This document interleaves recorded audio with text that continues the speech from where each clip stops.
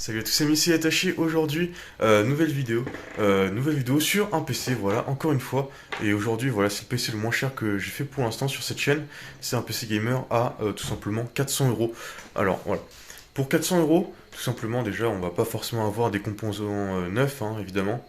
Donc c'est pour ça que aujourd'hui j'ai décidé de vous présenter un PC auquel c'est mi-neuf, mi-occasion. Et voilà, si vous faites 100% occasion, par contre, ce sera encore évidemment beaucoup moins cher. Et puis donc dans cette vidéo, qu'est-ce qu'on va voir?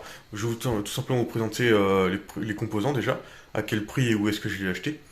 Ensuite, on va voir un petit montage rapidement du PC, voilà, en timelapse. Comme ça, c'est rapide, efficace. Et puis ensuite, on va voir un test sur quelques jeux. Donc voilà, avant de démarrer un petit peu plus la vidéo, j'aimerais aussi que vous me demandez des jeux, voilà, en commentaire sur lesquels je pourrais tester, parce que vous allez voir, c'est vrai que j'ai pas trop d'inspi pour tester les jeux, je sais pas trop forcément quel jeu vous jouez auquel aujourd'hui. Donc voilà, n'hésitez pas à proposer, franchement, voilà, ça pourrait être super utile pour la suite. Donc bon, bah, on va sans plus tarder s'attaquer aux composants qu'il y a dans ce PC. Donc pour commencer, comme vous voyez le boîtier, on est sur un Cooler Master Q300L que j'ai acheté chez Amazon. Donc là voilà, quand ce sera sur Amazon ou sur du commerce, etc., les liens sont en description. Voilà. Donc si je l'ai acheté sur Amazon, ce qui n'était pas forcément très très cher, en occasion les boîtiers vous pouvez en trouver pour 20 euros. Ici je l'ai payé 42 euros. Voilà, donc c'est encore un truc auquel vous pouvez enlever du prix dans votre PC. Si votre but c'est de faire le PC le moins cher possible. Voilà. Des bons boîtiers PC à 20 euros, ça se trouve. Et donc n'hésitez pas à faire une recherche sur le bon coin par exemple. Ça, franchement, ça fait le taf. Ensuite, niveau carte mère, je suis parti sur une base de AMD Ryzen. Donc je suis parti pour faire le moins cher. Bon, j'ai encore pris sur Amazon parce que j'avais du mal à trouver des cartes mères en AM4 bizarrement. Alors que pourtant c'est quand même assez répandu. J'ai pris une A320M A Pro Max de chez Messi. Voilà, donc évidemment c'est une carte mère des plus bas de gamme qui existent, hein, voilà, faut pas se mentir.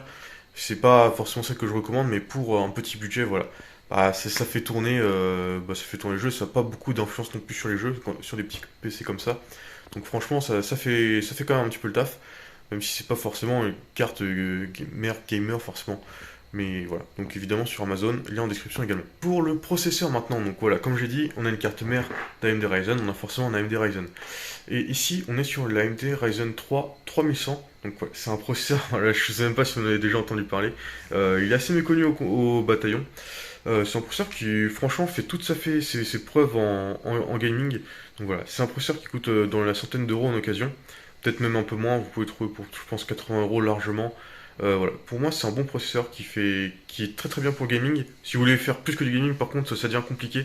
Mais pour du gaming, voilà, c'est très très bien. C'est un processeur que je vous conseille. Voilà. Maintenant, il est un petit peu âgé, mais franchement, la série 3 de Ryzen, c'est toujours des valeurs sûres. Donc, vous pouvez y aller les yeux fermés sur ça.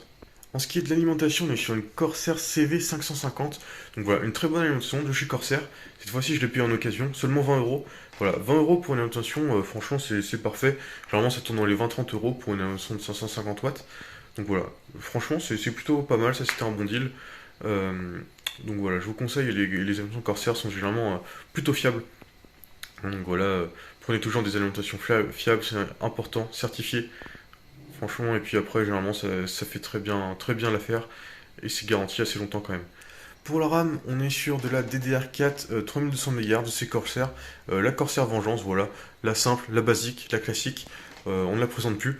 Voilà, pour, il me semble, 60 euros sur du commerce, peut-être un petit peu moins, parce que voilà, c'est de la RAM que j'ai acheté en Black Friday, donc voilà, on va dire 50 euros pour la RAM, soit 50-60.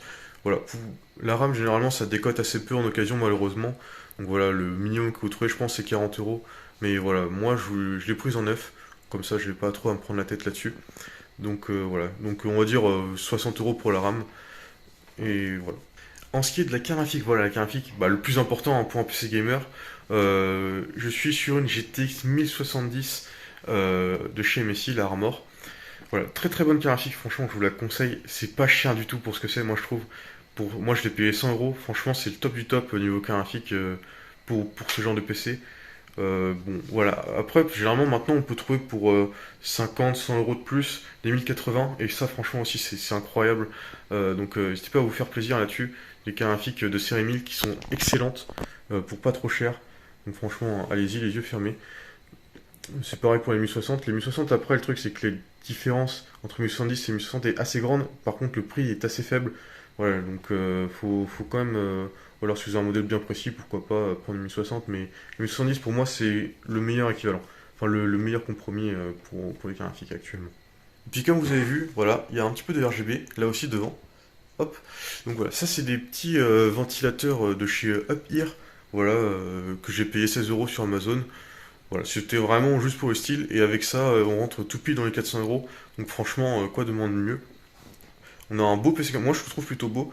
De toute façon, vous verrez ça au montage, mais il est plutôt joli. Et voilà, pour 400 euros, franchement, pour moi, c'est très très bien. Et maintenant, on va passer à la partie montage de la petite bête. C'est parti.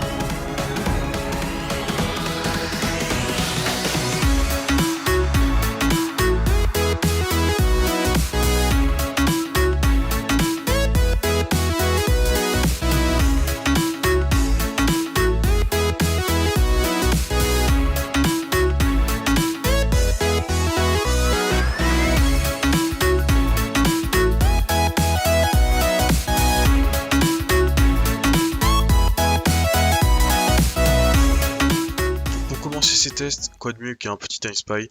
Voilà. Alors forcément, on n'est pas sur une grosse bête de course, hein. On est sur un PC à 400 euros avec des composants un petit peu datés. Donc 6000 de score pour le graphique, et puis 4000 pour le CPU, 5686 au global. Donc franchement, c'est encore plutôt respectable pour un PC qui a 3-4 ans.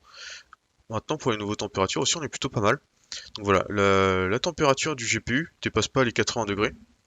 Donc voilà, je sais pas quand elle a été changée, mais franchement, ça tient très très bien au niveau de la pâte thermique et tout ça, donc franchement super. Ensuite niveau CPU, donc ça chauffe un petit peu plus, enfin un petit peu plus, non pas forcément, mais voilà, on est à 75 degrés, donc ce qui est quand même respectable, hein, il n'y a rien d'affolant. Donc voilà, les ventilateurs, tout ça, ça fait le taf pour ce niveau-là. Ok, donc voilà, pour le jeu testé, on est sur Fortnite. Donc voilà, le jeu a l'air de tourner plutôt pas trop mal. Donc voilà, on est autour des 80 FPS. Voilà, il y a des petites chutes 70, 60 FPS.